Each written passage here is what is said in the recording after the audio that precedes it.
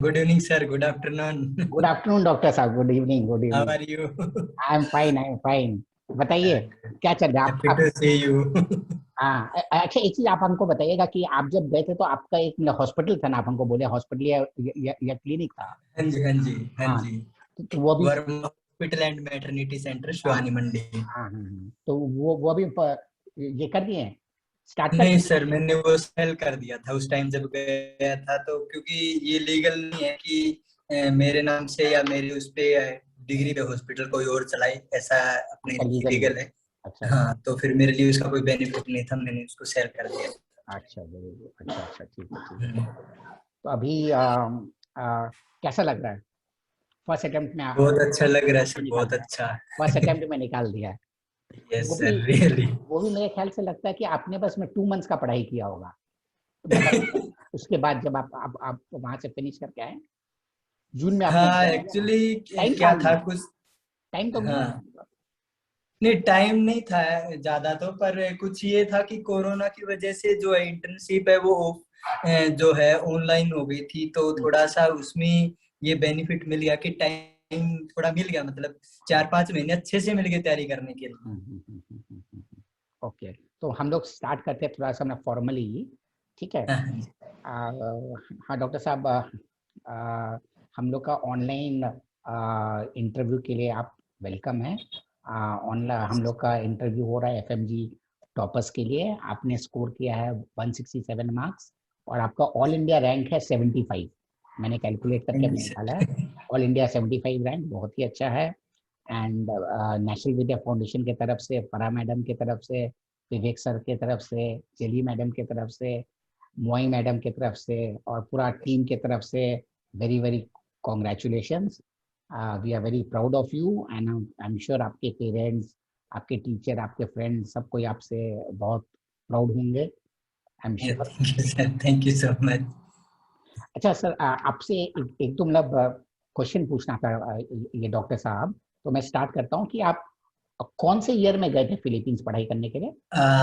Actually sir, मैं गया था अगस्त 2016 बैच में। अगस्त 2016 बैच में गए थे। और आप जी कौन से शहर और कौन से स्टेट में रहते हैं? सर, मैं हिसार डिस्ट्रिक्ट हरियाणा स्टेट में रहता अच्छा, हिसार हरियाणा में। और आपका मतलब क्लास 12 में कितना मार्क्स आया था क्लास 12 में? हूँ। 85% सर। 85, very good. उसके बाद आपने क्या किया 12 के बाद? सर एक्चुअली उसके बाद मैंने बीएमएस किया था government college Kurukshetra, okay, Haryana. Haryana. Complete करने के बाद फिर मैंने हॉस्पिटल रन किया। हम्म तो उसके बाद बस मेरा मोटो था कि एमबीबीएस करने का।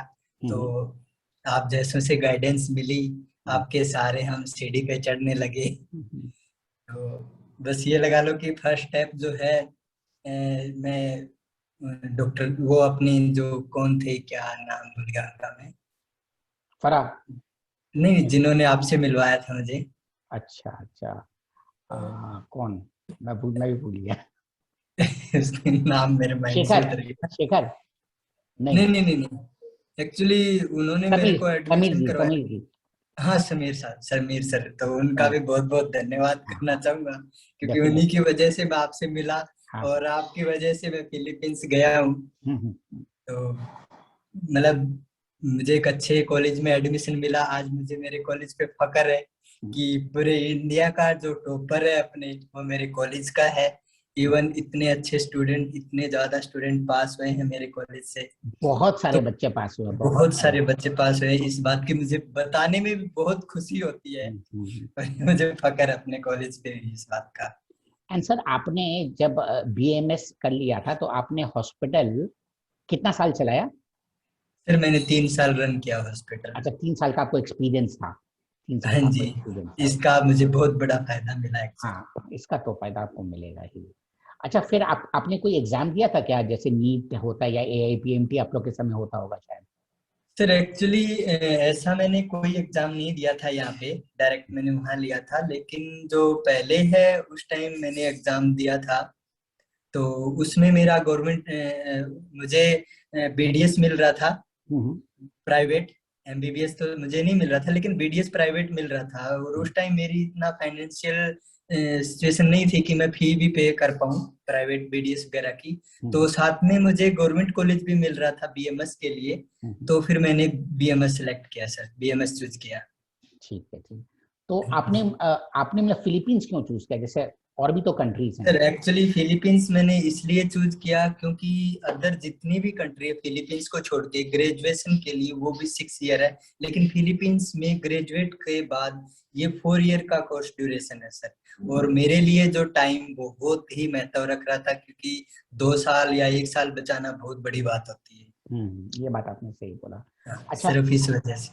हाँ, आपका फॉरेन में मतलब फॉरेन मतलब फिलीपींस में मतलब पढ़ाई करने का क्या एक्सपीरियंस रहा, लाइक अच्छा था, खराब था, कैसा था? एक्सपीरियंस अच्छा रहा सर, काफी अच्छा रहा। और जो वहाँ की फैकल्टी है वो एक यूएस के लेवल पे हमें जो है पढ़ाती है, और उसी का ही ये लगा लो कि उसी उन्हीं टीचिंग की वजह से ही जो हम एक इजीली जो है एफएमजी को पास कर पाते हैं। सेम यूं लगा लो कि एक सेम ही पैटर्न है। मुझे ऐसा कहीं भी फील नहीं हुआ कि जो हमारे कॉलेज में एग्जाम होते थे और ये जो एग्जाम हो रहा था इसमें कोई डिफरेंस है। Even I can say my college exam was very hard than that. FMG से, FMG, FMG was really easy than our FMG. college exam. It's truth. अच्छा, अच्छा, It's अच्छा। depend on us how we are preparing, sir, हाँ, ये तो and है। how much time we are giving for preparation. Otherwise, exam, I really can't say exam was FMG exam was hard. No, I can say yes, it's tricky, but not hard. Okay, okay. अच्छा, एक चीज और हमको बताइए कि आप जैसे वहां पर कितना घंटा मतलब क्लास करते थे और कितना घंटा मतलब सेल्फ स्टडी करते थे? क्लास का तो एक्चुअली 7-8 घंटे भी हो जाती थी, किसी दिन 6 घंटे भी हो जाती थी, 10 घंटे भी किसी दिन। मतलब ये है कि क्या पता रात को शाम को 7 बजे क्लास लगे, 9 बजे छूटे। तो क्लासेज का ऐसा कोई फिक्स टाइम नहीं था, पर भी मतलब 6-7 घंटे 8 घंटे जरूर था टाइम। उसके बाद इतना बर्डन हो जाता था कि बाकी सेल्फ स्टडी पे चलता था और पढ़ना पड़ता था। तो मतलब एक दिन में कितना घंटा आप मतलब पढ़ाई करते थे? 12 घंटा, 15 घंटा, कितना घंटा? मतलब एक अच्छा डॉक्टर बनने के लिए आपको मेडिकल स्कूल में कितना घंटा पढ़ाई करना चाहिए डेली? सर 12 to 15 आवर हमें जो है टोटल स्टडी जरूर करनी चाहिए जरूर अच्छे करनी से। चाहिए, हाँ। इनफ है सर, अगर हम स्टार्टिंग का बेस लेकर के चले तो अगर हम थोड़ा बहुत भी स्टडी करते हैं इनफ होता है सर। ओके।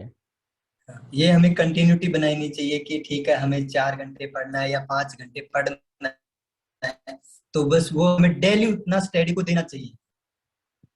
डेली उतना पढ़ाई करना ही चाहिए। हाँ, डेली हमें वो स्ट्रेटेजी रखनी चाहिए कि हमें इतना आवर्स जो है स्टडी करनी करनी है। करनी तो करनी। उस चीज का हमें बहुत बेनिफिट मिलता है। अच्छा, और वहाँ का खाना कैसे मिलता था? क्लाइमेट कैसा था? अ, अगर हम फॉरेन की बात करते हैं तो देखो इंडियन खाना वहाँ मिलता था तो बहुत अच्छी बात है, क्योंकि देखो हम एक घर के खाने को तो कंपेयर नहीं कर नहीं कर सकते हम सकते, किसी नहीं कर चीज से। सकते। अदरवाइज वहाँ का खाना अच्छा है, इंडियन खाना इजीली अवेलेबल है, तो ये चीज खाने की हमें प्रॉब्लम नहीं आई। और क्लाइमेट कैसी थी वहाँ की? Climate I can say better than India. It's too much hot here, really. यहाँ पर आज Even हाँ, इवन ये लगा लो कि चलो फिलीपींस में जो है विंटर सीजन नहीं होता, हाँ। बट यहाँ पे तो गर्मी में तो बहुत बुरा हाल है, वो तो वहाँ नहीं है। अच्छा। और वहाँ की Philippines really beautiful country, awesome country real. Hmm. अच्छा, एक चीज और बताइए, वहां पर जो एनवी फाउंडेशन की स्टाफ थी, जैसे विवेक सर, जेली मैम, मुआई मैम, फरा मैम, तो ये लोग आपको हेल्प किए कि हेल्प I नहीं किए? salute them. I salute them. They are really ready every time. Even we are facing, if we are facing any problem, and any time we message them, really they help me. They reply me on time. Hmm. So really I will thankful to them. अच्छा, doctor साहब, मैं देख रहा हूँ कि आपके पीछे कौन है? आपकी मम्मी है क्या? नहीं, मम्मा तो है तो सही मेरे साथ ही रहते, पर यहाँ नहीं है, वो अभी चले गए, उन्हें चाय अच्छा, देने आए थे, चाय पी लो। नहीं तो वही मैं सोचा था उनसे भी थोड़ा एक बार मिल लूं, इसके अंदर जूम में उनको भी एक बार नमस्ते कर लूं, तो अगर आप उनको नमस्ते कर लेना, बट ज्यादा वो नहीं समझ पाएंगे इस चीज को शायद, क्योंकि देखो गांव से बिलोंग है, अच्छा अच्छा, अनएजुकेटेड है। तो शायद ना समझ पाए ये चीजें। ठीक है, कोई प्रॉब्लम नहीं है। अच्छा, हाँ, और आप हमको बताइए कि सपोज जो न्यू स्टूडेंट्स हैं, जो अभी क्लास 12 में है, या इन्होंने एक एक साल ड्रॉप कर लिया नीट का, या 2 साल ड्रॉप कर लिया, उनको आप क्या सजेशन करेंगे? उनको आप ये करेंगे कि वो अब्रॉड में जाके पढ़ाई कर सकते हैं क्या, या इंडिया में 18 लाख रुपया दे के पढ़ाई करें? एक्चुअली ओवरऑल अगर मैं देखता हूँ तो यूं लगता है कि जो फीस का और फाइनेंशियली सारा लेकर के, इन चीजों को लेकर के मुझे फॉरेन बेटर लगा। अच्छा कि अच्छा। हम एक 25 से 30 लाख में आराम से जो है एमबीबीएस करके आ सकते हैं, जिसमें हम food, accommodation, fees, everything is including fees. तो यहाँ पे तो करोड़ों में बात चलती है, जो हम्म एक आम इंसान जो है नहीं अफोर्ड कर पाता इतना। वो हम्म इतना अफोर्ड नहीं कर पाता। और फर्क क्या है, अगर कोई इंटेलिजेंट है, लगा लो यहाँ पे इंटेलिजेंट, अगर वो प्राइवेट कॉलेज में जा रहा है, उससे बढ़िया मैं मानूंगा कि उसको फॉरेन में जाना चाहिए। आते ही वो एफएमजी इजीली क्लियर कर सकता है, हम इजीली पैसे भी बचा सकते हैं। ये हम्म। बहुत अच्छी बात मानता हूँ मैं, तो यही कहता हूँ कि इस चीज को देखते हुए तो फॉरेन बढ़िया है। अच्छा डॉक्टर साहब, एक चीज और पूछना था, एनमैट क्या होता है, और वो डिफिकल्ट है कि इजी है? उसमें कितना मार्क्स स्कोर करना पड़ता है? नेशनल मेडिकल एंट्रेंस एग्जामिनेशन की बात कर रहे हो हाँ हाँ, एनमैट। आप? एक्चुअली ये डिपेंड करता है सर, फिलीपींस में तो कि कॉलेज टू कॉलेज वो कितना परसेंटेज मांगते हैं। आमा स्कूल है वो 40% मांगता है। हम्म और उस टाइम, हमारे टाइम इतना मैंडेटरी नहीं था, बस जस्ट ये था कि आप लोगों को अपीयर करना है। तो उस चीज पे ज्यादा मैंने फोकस नहीं दिया, क्योंकि मैंने जो है स्टडी बीच में छोड़ दी थी। आपको पता है कि 3 साल मैंने हॉस्पिटल रन किया, तो मेरा बेस जो है वो लगभग जो है +2 का +1 का ही जीरो ही हो गया था। तो हम्म उसमें मैं ज्यादा स्कोर नहीं कर पाया। हम्म। इवन ये भी था कि मैं एमबीबीएस इजीली क्लियर कर सकता हूँ, लेकिन इसका ज्यादा स्कोर ना कर पा नहीं कर सकता, लेकिन फिर भी जो है कॉलेज की जो डिमांड थी वो हमने पूरी की, एग्जाम दिया। तो और सर आपने एफएमजी के लिए कैसे प्रिपरेशन किया? आपने कुछ स्पेशल सर, प्रिपरेशन की थी? एफएमजी के लिए मैंने प्री प्लाडर को लिया। ओके। प्री प्लाडर का सब्सक्रिप्शन लिया था जुलाई में। हम्म जुलाई 2020 में लिया था मैंने। तो हम्म उस टाइम ज्यादा सा स्टडी नहीं की। हम्म क्यों, कुछ एग्जाम होते थे ऑनलाइन जो है, सारे कॉलेज के जो होते थे एग्जाम, तो इस वजह से ज्यादा सा नहीं प्रिपरेशन कर पाते थे। लेकिन मैंने जो है जनवरी से थोड़ा सा अच्छे से जो है तैयारी करना स्टार्ट किया। पर मैं सब्जेक्ट पूरे नहीं कर पाया इसके। मैं अच्छा 12 सब्जेक्ट ही कर पाया out of 19 subject. I choose only 12 subject. अच्छा। क्योंकि जब तक हम रिवीजन नहीं करेंगे बार बार, तो मेरे जैसे जो जो एक नॉर्मल स्टूडेंट है, अगर टॉपर है उनके लिए तो कोई दिक्कत नहीं है। लेकिन जो नॉर्मल स्टूडेंट है उनको रिवीजन की जरूरत है, बार बार रिवीजन करने की। तो इसलिए मैंने जो है, जो मेन सब्जेक्ट थे जिनमें ये है कि भाई इनसे जो है, इनमें से ज्यादा क्वेश्चन आते हैं, मैंने उनको सिलेक्ट किया। जैसे पीएसएम है, ओबीगाइनी है, सर्जरी है। मेडिसिन का ऐसा है कि थोड़ा मुझे नॉलेज थी प्रैक्टिकल मेरी प्रैक्टिस बेस पे, तो इसलिए मैंने वो इतना नहीं पढ़ा। और माइनर सब्जेक्ट है कुछ, उनमें मैंने रैपिड रिवीजन किया है कुछ एक का। बाकी मैंने 7-8 सब्जेक्ट है वो टच भी नहीं किए, मैं कर भी नहीं पाया। और उसके हिसाब से देखता हूँ तो मैं, मेरा जो है स्कोर 167 बहुत ही अच्छा रहा है। बहुत क्योंकि ही अच्छा। मैंने जब प्रिपरेशन कंप्लीट ही नहीं की, तो मैं क्या उस मैं कैसे जो है एक आस रख सकता हूँ हाई स्कोर की। लेकिन मैं, जो भी ये मुझे सुन रहे हैं, या फिर जो भी बच्चे दिसंबर का एग्जाम देना चाह रहे हैं आगे, उनको मैं एक चीज जरूर कहना चाहूंगा, जो मुझे एग्जाम के दौरान मुझे फील हो रही थी बहुत ज्यादा, कि मैंने क्वेश्चन सोल्व नहीं किए, मुझे टाइम नहीं मिला। मैंने ये सोच लिया कि ठीक है, मैं क्वेश्चन एग्जाम के पास में ही करूंगा, जैसे एफएमजी सॉल्यूशन है, या कहीं से भी सोर्स मिले क्वेश्चन सोल्व करने का। मैं ये जरूर कहूँ कि क्वेश्चन जरूर सोल्व करें। ये बहुत प्रॉब्लम होती है, क्योंकि बहुत से ऐसे क्वेश्चन होते हैं जो हम याद तो रखते हैं, उस टाइम तो याद हो जाते हैं, लेकिन उनके आंसर एग्जाम में नियर बाय होते हैं, बिल्कुल नियर बाय। तो हम उस टाइम जो हमारा माइंड क्लिक नहीं करता, और इतना हमारे पास टाइम नहीं होता, एक क्वेश्चन के लिए 1 मिनट होता है, उसमें हम सेव प्लस नेक्स्ट भी करते हैं, तो समझ लो थोड़ा सा 10 सेकंड तो यूं ही चला जाता है। तो वो चीज जरूरी है, क्वेश्चन सोल्व करने से ये बेनिफिट मिलेगा कि ये चीज नहीं हुआ कि इसका आंसर ये हो सकता है या ये हो सकता है। ये सबसे बड़ी चीज है, क्योंकि वो हमारे माइंड में रहेगा, हाँ हमने ये क्वेश्चन किया, इसका आंसर। और ये भी मुझे देखने को मिला एग्जाम में कि अगर हम ये सोचते हैं कि हाँ ये इम्पोर्टेंट क्वेश्चन है, वास्तव में इम्पोर्टेंट क्वेश्चन जो हम सोचते हैं वो आते हैं, तो ये चीज हमें स्टडी करते हुए ये चीज मार्क करना चाहिए कि ये इम्पोर्टेंट है, क्योंकि वही हमारे पास टाइम होता है पढ़ने का। बाकी हम जो है टोटली हम एग्जाम के पास नहीं पढ़ पाते एग्जाम के दौरान। और अगर हम क्लिनिकल सब्जेक्ट पढ़ते हैं तो पैरा में जो क्लिनिकल सब्जेक्ट है उनमें इतनी ज्यादा प्रॉब्लम नहीं आती, लेकिन कुछ है जैसे पैथोलॉजी है, माइक्रो है, या बायोकेमिस्ट्री है, ये पढ़ना जरूरी है। मैंने दो पेपर होते हैं, सेकंड पेपर का मैंने सारे सब्जेक्ट अच्छे से किए थे। ईएनटी है, ओप्थेल्म है, ईएनटी का मैंने इवन रैपिड रिवीजन किया था और प्री प्लाडर का किया था। तो मैं ये कह सकता हूँ कि ईएनटी में 15 में से मेरे 13 ठीक है, ओप्था में भी मेरे बल्कि जो है 80 to 90% मेरे जो है ईएनटी ऑप्था में ठीक है। और इसी तरह ओबीजी भी क्या था, ओबीजी इजी थी लेकिन थोड़ा ट्रिकी क्वेश्चन थे उनमें, सेम सर्जरी में और में। सबसे बड़ा फायदा मुझे एक ये भी मिला है इसमें, इमेज बेस्ड क्वेश्चन का, जो हमारा टाइम भी बचाता है। कि ठीक है हमें ये पता है कि कोई भी एक इमेज है, अगर उसके सीधा हम इमेज देख के उसके आंसर देखें, हमें ये पता चला कि इससे रिलेटेड है कि यही आंसर है, या तो उसका डायग्नोज मिलेगा या ट्रीटमेंट मिलेगा या उसकी इन्वेस्टिगेशन मिलेगी, इससे ज्यादा कुछ नहीं मिलेगा उसमें। तो हम इमेज को देखते ही डायरेक्ट उस पर जो है टिक मार्क कर सकते हैं, और ज्यादा क्वेश्चन की 3-4 लाइन पढ़ने की जरूरत नहीं है। दूसरा ये है क्लिनिकल में ये बेनिफिट है कि हमें उसमें बहुत सारे क्लू मिल जाते हैं।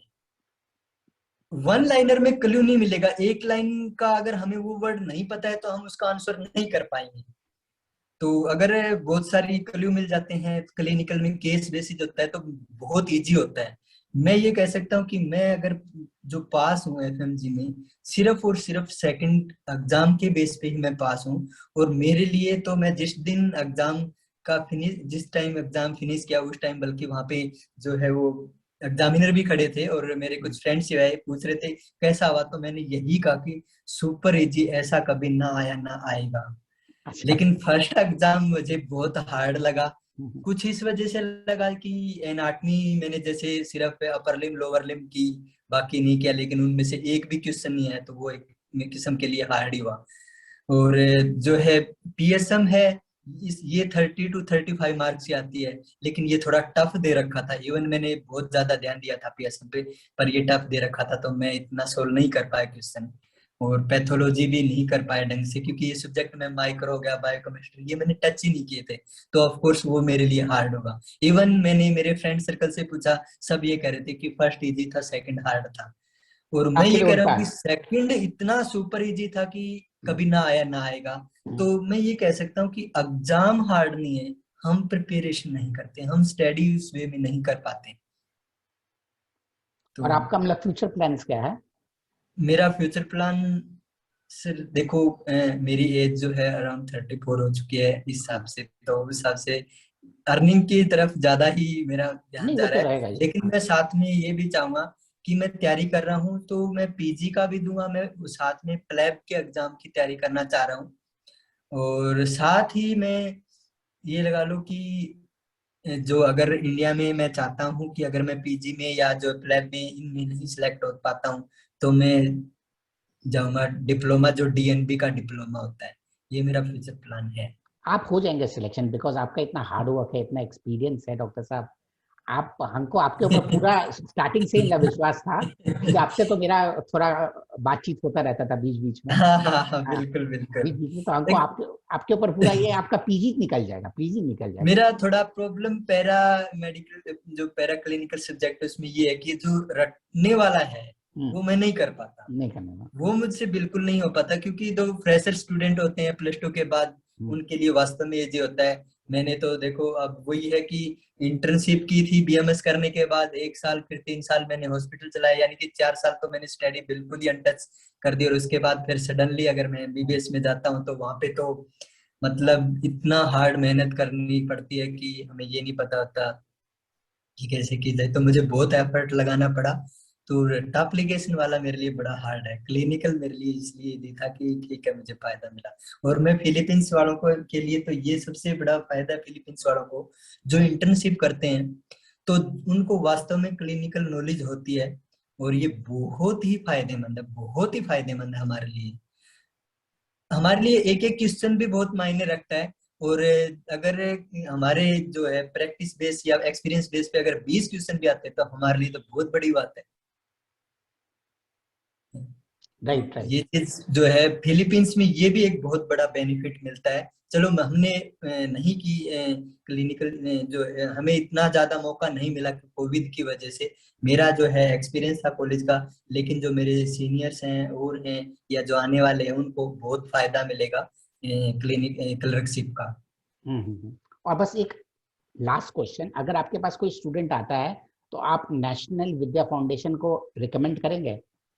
सर मैं तो मेरी स्टार्टिंग से ही नेशनल विद्या फाउंडेशन को ही रिकमेंड करता रहा हूँ और करता रहूंगा। Thank you very much doctor मुझे साहब। अच्छा लगता है और बहुत हेल्प मिलती है। मतलब कोई भी इश्यू है उस चीज का, अगर कोई भी बात होती है तो आगे वहाँ पे आपके ब्रदर हैं तो हमें दिक्कत नहीं होती। मतलब अपनापन सा फील होता है। तो हम ये चीज बिल्कुल भी प्रॉब्लम फेस नहीं करने की दिक्कत आती। थैंक यू डॉक्टर साहब, आपका टाइम के लिए। आपसे फिर थैंक यू सो मिलते हैं। मच, थैंक यू फॉर आपसे फिर such a मिलते हैं। great introduction. Thank Thanks. You, thank you, thank you. Thank you, sir.